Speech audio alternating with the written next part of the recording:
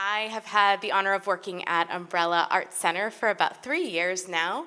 And if you've been to Talkbacks, I have the pleasure of having conversations here as well after shows. But today I am joined by Scott Murphy. We just met today and we have a lot to talk about, so I'm going to try to keep our conversation brief. We have a camera setting up as well, so just let me know. We are good, amazing. So yes, I just have...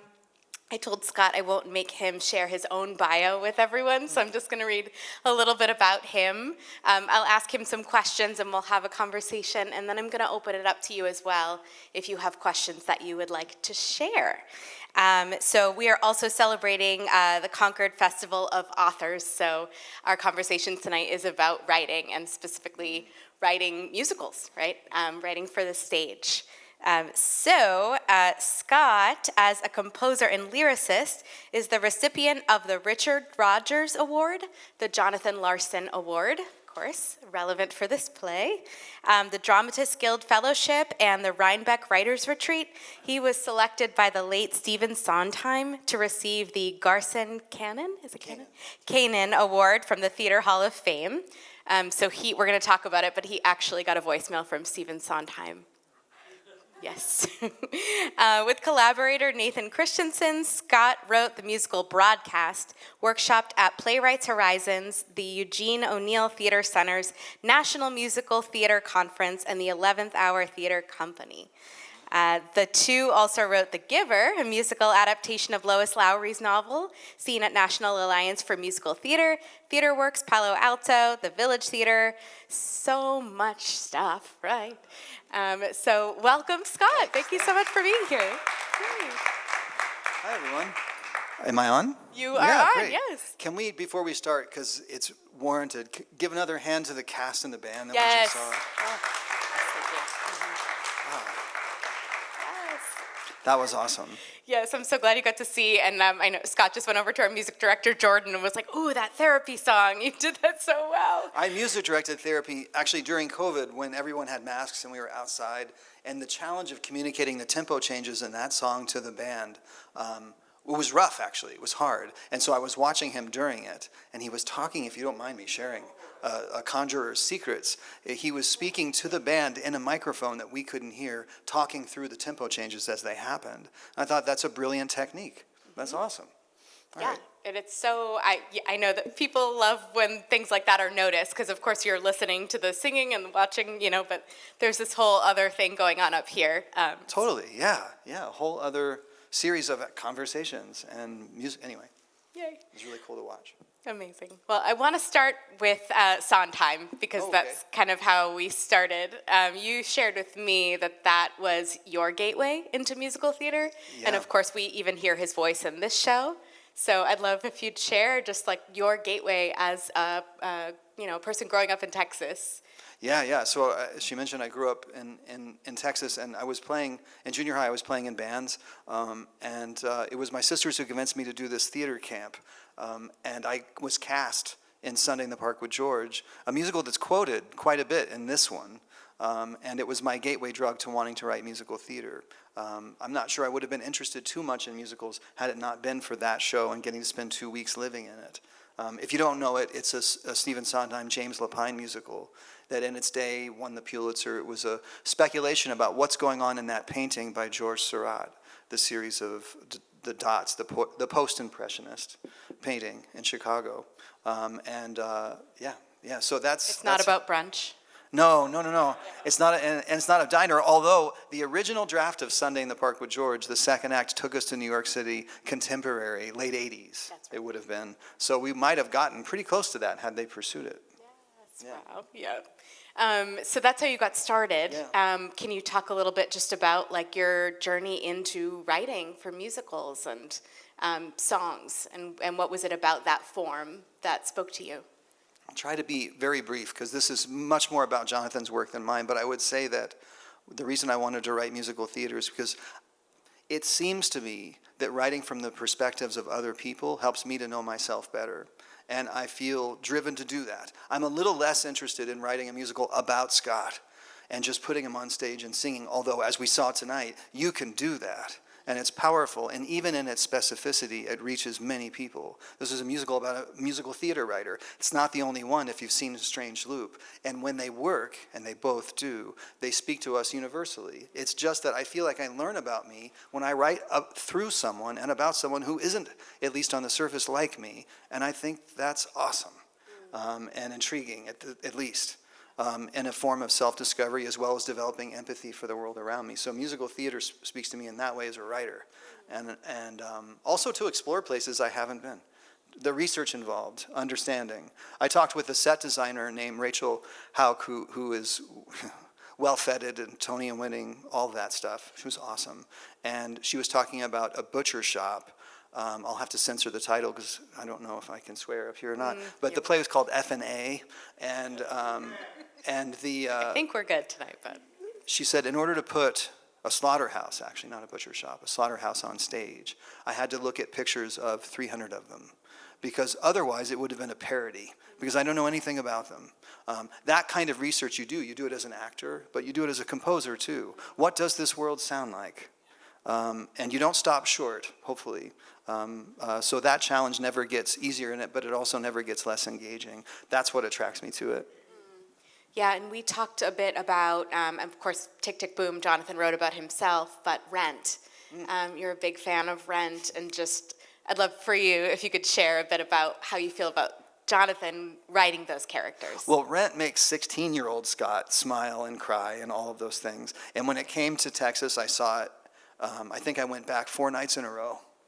I just kept getting in somehow and seeing it. I was addicted to it, actually. What we were talking about, one thing that I noticed and that I think about Rent on reflection is how I don't know if I've ever seen as diverse a group of humans on stage before or even since. And written with such love and affection and detail and lack of agenda. And it wasn't probably the mission statement of Rent to do that. It's just he wanted to put this world on stage, this world that was Alphabet City before it was gentrified, on stage. And in order to do that, he had to give love and attention to all these different people.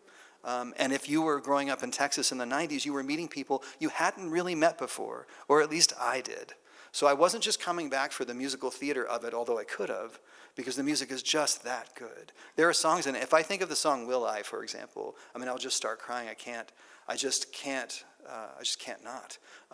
But also I was going back because I was learning. I was learning about the world that I was living in that I hadn't got to see yet. Yeah, I grew up too, just like Rent was the musical of the 90s, it felt like. And it was interesting, we did Rent. Did anyone see Rent here a couple of years ago? Yeah.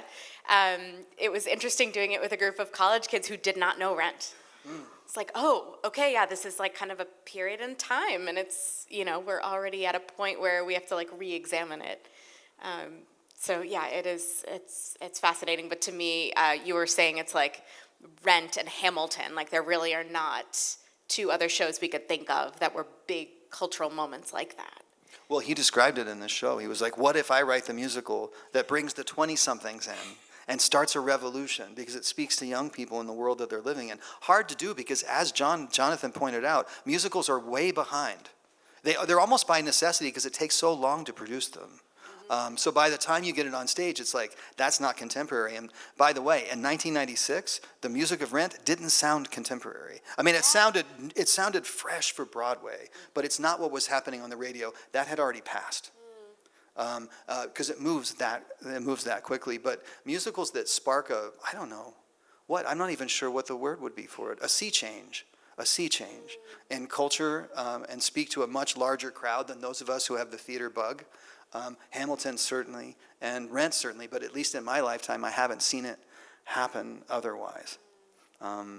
Certainly not often. And you were talking about how, in the way In the Heights was to Hamilton what Tick, Tick, Boom is to Rent. And absolutely that's true, especially if we hadn't known In the Heights before we saw Hamilton. Right. It's a little different in his case because In the Heights was celebrated, whereas to my understanding, Tick, Tick, Boom was relatively unknown until post-Rent, way post it. Right, and there was, I should know more, but Tick, Tick, Boom wasn't ever fully realized by Jonathan. Right. People know that Jonathan passed away the opening night of Rent Yeah. on Broadway, hence the award in his name as well. But yeah, it's, I think most people know Rent and then come back and get to know Tick, Tick, Boom. And if you've seen, it's out there if you wanted to see the home video of him quitting his last day at the diner, for example. He knew he was on the train of success, but it is almost beyond belief that he didn't get to see what was going on outside the theater of Rent as it was happening on Broadway. People that were camping out to get tickets, the young people, all of that, the things put in place to make sure that young people could not only see it but get up close. Yeah, that's rough. Yeah, and rough for us because there's so much more theater I'm sure we would have had.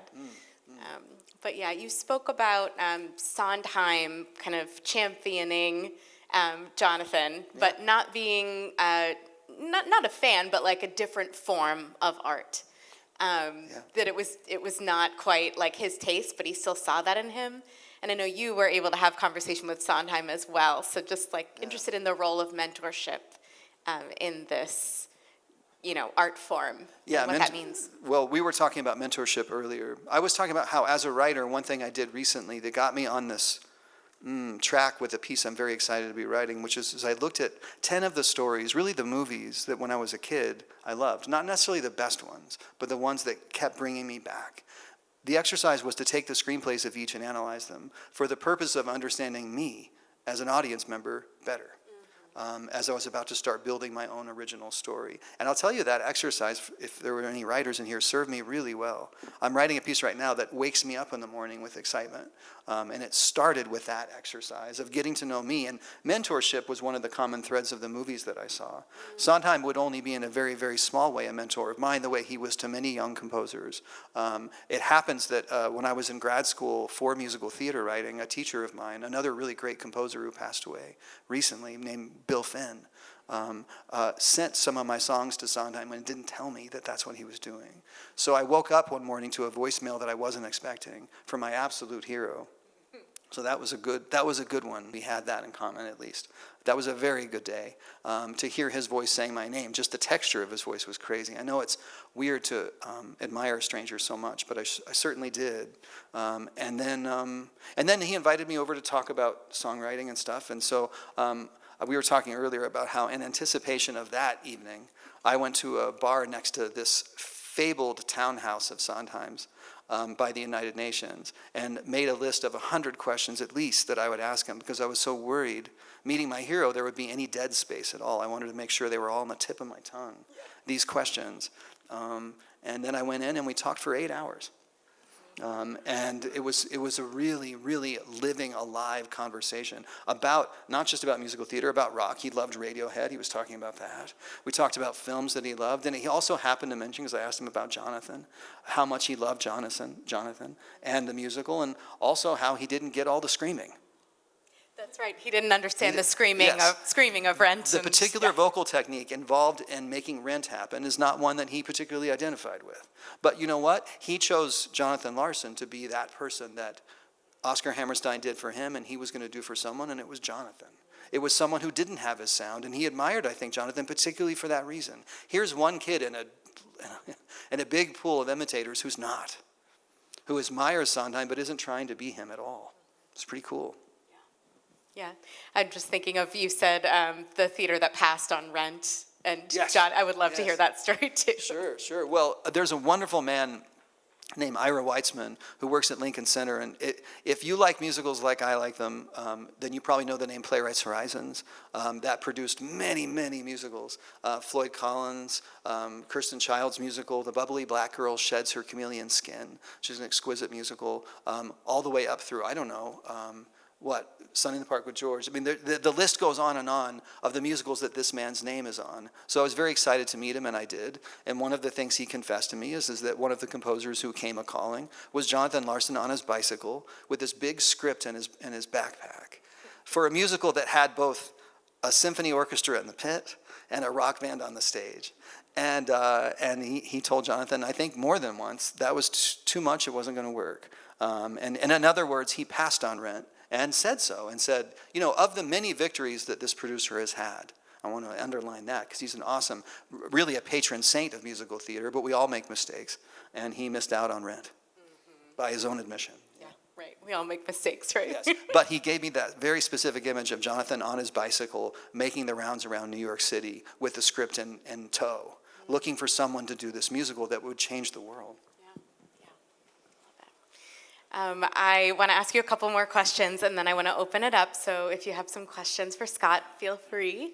I want to hear about the show that is writing itself. You said you wake up in the morning and you're like, I just want to wake up 30 minutes early because this show wants to be written. So can you talk a little bit about that? Well, talk about one challenge about it, because this is an original story. It's not an adaptation. Most musicals, by the way, are adaptations of something. And maybe every story is an adaptation of something, but some more than others. This isn't Legally Blonde, the musical. And so I'm figuring out the story of it as I go. And one challenge for musical theater writers is, and we all have to learn this, is that if you write the song, if you get excited and write the song before you've really understood the scene, then you're setting yourself up for a lot of work and probably a little heartache when you have to cut the song, even though it's good, because you beat the scene to the punch. And it's really important that you mine the material before you get into highlighting the moments that are most important with songs, before you figured out what moments are most important or even why. Just because it's honestly more fun to be at a piano than it is to be just handwriting. So you want to get to the songwriting part. But I'm having to hold that part off. As I build a story, and a story that means something. I think the reason that it's writing itself is because I asked myself this: what's a conversation that I end up having when I have an opportunity to have a conversation with people I admire? What keeps coming up? Not even people that I know will agree with me. Maybe oftentimes people I know who won't, but I just want to sharpen the teeth of this subject matter with someone who will give me some pushback. What is it that creeps into my conversation when I have the opportunity to talk about something meaningful? So I did that inventory. And then I said, what kind of genre am I really excited about as a storyteller? The genre is a slow burn horror story with some slight flirtation of the supernatural. I kind of already knew that about me. So I picked that as the genre, and I found my conversation. I'm starting to weave them in and out of it. So underneath this story is this conversation I really think is important. And I'm never going to say what it is in the musical. It's just going to be there underneath, and it's going to inform many of the decisions I'm making with the plot. And I'm still not going to talk about it. But it's going to be there, and I can tell. That's one of the real differences between maybe what I've written before that and now, and the time I took. I took a lot of time off as a writer to be a teacher and a dad, and sort of prioritize that. But I've had this sort of rekindling over the last year and a half, where I've rediscovered the fire I have for writing, and you find me at a moment where I'm doing that, where I'm getting back onto this particular action. Yeah. That's really exciting, and I know we have kiddos who are around the same age, 8. You have Yes, a 8, Jax. Yeah. So we were sharing our love of 90s movies with our kids, and just like The Mentor and like The Karate Kid and the mentorship of, that time. Yeah, I was saying that when I reinvestigated The Karate Kid, I realized that movie didn't just teach me how to be a student, and it did, and I kind of knew that at the time, but it was teaching me how to be a teacher too. And talk about mentorship, but that's a real playbook on being a teacher, is Mr. Miyagi, that character in that movie. Yeah, I love that now is the time that writing is coming back to you, and it's sparking for you, it sounds like, in this moment. Yeah. It's very cool when you're a writer and the thing that you're writing is the thing you're super excited about, and you're just like, if I can just take 5 minutes, I'm just going to sneak away and write. That kind of thing, the vibration you feel from it is pretty cool, and it's not always the case, especially if you're in a time where you're being a professional writer. You're not always writing the thing that you most want to write, and that's actually one of the concessions you make to be a professional. But it's interesting, we got to see the character of John draw some lines, and some good ones. Like, he was willing to take a job that he didn't like, the diner, but not a job that would make him a writer writing things he didn't believe, the marketing. We got to see him draw a line. It was cool. Yeah. Great. Well, I could talk to Scott all day. Does anyone have any questions that they would like to ask? Yes, right here, please. You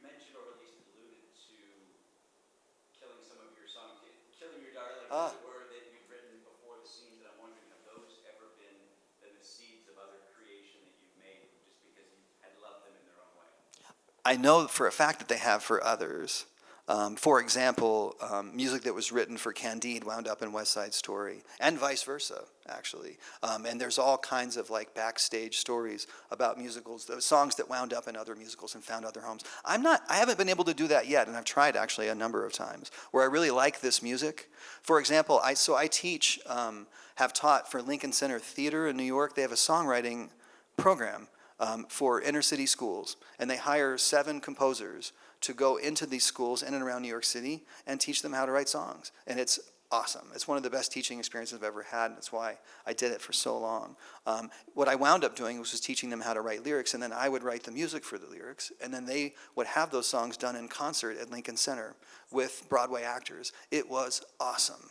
And that was for 7 years, so I had a lot of music I really actually loved and wanted to use and maybe re-lyricize or find homes for. I don't think I found one for one single one. Once it found its lyric, they could not be separated. And the lyric itself could only be in the context for which it was written, for me anyway. So I haven't ever had success. That's decidedly wasteful. I say this with much lament, but it is the case anyways. Yeah.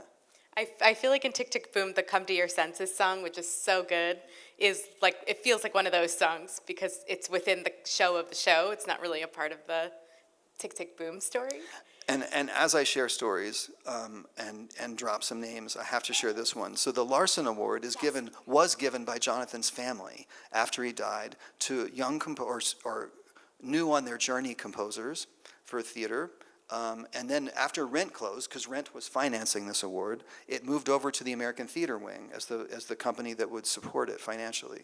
But when I received it, it was his family, and so his sister gave the award. And one of his very dear friends, an actress whose name you probably know, Molly Ringwald, some of you at least know her, she came and sang Come to Your Senses, and apparently was really good friends with him. I didn't know that was a friendship that he had. But that was my first time hearing the song. It was cool. That is so cool. Anyone else have any questions? Yes, please, and then we'll come down here. I'm impressed by the complexity of the musicals. There's choreography, there's set, there are the lyrics, there's the music. And so is it a solo kind of writing experience, or at some point it must become collaborative, but how does it work? That's a really good question. And it's different, of course, each time, but of course it's always collaborative, even if you're writing, like Jonathan did, the story, the lyrics, and the music. And probably even some of the rock band arrangements, too. I suspect some of that was in his head. You can tell he's writing with the drum beat in mind. But at some point it must become collaborative. And I suspect there's a whole well of information on his relationship with New York Theater Workshop, one of the theaters that really helped develop it, and in which it grew and songs were added and story changed, endings played with, and all of that with the insight of others. And of course, Hamilton has actually quite a history of collaboration. One thing that not everyone knows about Hamilton is most of the music is actually designed by a man named Alex Lacamoire. So if the melody is written, the top track, Taylor Swift would call it, by Lin-Manuel Miranda, and perhaps the chord choices, all of this incredible stuff that's going on in the pit is actually the work of another man. And that's just the beginning of the collaboration involved with Hamilton. All that means is Lin is brilliant, and he knows how to hire the areas that he might consider weaknesses, and that's great. And I'm not sure exactly how much was involved with Jonathan. It's unusual that someone does all three, the story/book, the lyrics, and the music. Meredith Willson did it with The Music Man. Jonathan did it, and then the list starts to get pretty short. Yeah. So it's very collaborative. And in fact, you don't really know what you have until it becomes very collaborative. And the other thing with musical theater is it takes so many people to do it, that it does become something of a commercial adventure no matter how you slice it, because many people have to devote lots of their time to doing it, which means we actually do need people to come and see it. So it is almost by its nature commercial, even when it's wild and radical. Speaking of a strange loop, it has to find the time where it can also be commercial, and then we all get to see it. But you need a whole community to rally around it to make it happen. Yeah, exactly. Great question. Yeah. I had a question down here as well. I assume Karate Kid was on the list. Ha. What are some of the, you don't name them all if you want. Yeah. But some of the other You know, I was surprised. I wasn't thinking tonight I would be sharing this information. Because, but I will tell you, I was surprised how many movies centered around a man-to-man mentor-protege relationship. I didn't realize I was looking for commonality, but I didn't know that's what I would find. Good Will Hunting was on the list. Shawshank Redemption was on the list. There were some other movies, Jaws, that was on the list. I like this, there's an expression that I heard, that to find what you most want to find, you have to look where you least want to look. And all of those movies do that. When I was looking back at them, yes, Jaws. The one person who's afraid of the water goes out on the ocean to get the shark. That is that expression. And of course, the therapy session in Good Will Hunting and the prison in Shawshank Redemption. These are people who are being asked to go to the place they would least want to go and end up finding the thing they most want to find. And that's something I learned about me as an audience member. These stories aren't just entertaining me, they're orienting my life. They're actually how I navigate being alive. And it's taken me a while to realize that about story, but it's definitely what I realized. So those are a few. Yeah, sure. Great, I'll do one more question here. Hi, can you talk about how or if your relationship with a theater supports your work? For example, the New York Theater Workshop or Playwrights Horizons. Do you have any of that in your life? You mean, Supports your work as in progress. yes, absolutely. There is not a theater that's currently commissioned the piece I'm writing, but there Not have yet. been not yet. But I also haven't told them about it. There have been times in my life with the musical The Giver that was brought to me by a theater, and so they were a part of it even before I was. And there have been other times where a theater company got on board early. And you know what ends up happening with musicals is theater companies end up helping theater companies do it. So it's not just playwrights who's doing it, it's playwrights with the help of a film company, and it's why they're doing a film script, because they're so expensive. But I think that changes from time to time, and sometimes it's very helpful, and sometimes it's not. Deadlines are helpful no matter what. So the producer I mentioned earlier, don't tell him, but I'm going to call him and let him know that I have a song, even though I haven't finished it yet. And I'm coming to New York next month, and I'd like to play it for him. And I'll tell you what, I'm going to finish that song after I've made that call. In other words, the heat that's required to finish songs is helped a lot by someone who's waiting to hear them. So to answer your question, at the moment with my musical, no. But at some point, that will be a necessary ingredient. I was going to ask you as a parting gift to share any advice you have, but I feel like you just dropped it. And it's advice I would give too, which is like, do the thing before it's actually ready. Like, get yourself out there. Well, I think we got a lot of advice from this musical tonight about writing, as he was wrestling with you were talking about selling out earlier, like what is selling out, which I think can only be up to the individual about themselves. I can't point my finger at anyone and say that they're selling out. And 15 years ago I might have, but I would know better than that now. I feel like there's something about getting acquainted with your own values and then acting on behalf of them. And then listening to that little voice that is talking to you when you're not. And it's not about writing. It's like, oh, you don't agree with what this person is saying, so why are you nodding and smiling? You do these things, and in aggregate, I think they affect you as a writer. Selling out isn't an action. It's like a process of getting in the habit of betraying your own values. I mean, it sounds pretentious, but I think that's for all of us as people, but maybe as writers too. And you can hear it in someone's work when they're actually really willing to say what they think, recognizing that not everybody's going to like it. And then Jonathan, the character, sang that song about, I'm going to spend my time this way. What we have to do as writers is we have to find that one thing that when we're writing it, we're like, I want to spend my time this way. Yeah. It's beautiful. Thank you so much. I couldn't say anything better, so thank you so much. Can we please hear it for Scott? Thank you so much for coming to Tick Tick Boom. Please tell all your friends and family. We have several weekends left, so we'd love to see more people here. And we'll hang out for a few minutes if there's some questions that you want to come and ask. But otherwise, drive safe and have a wonderful evening. Thank you.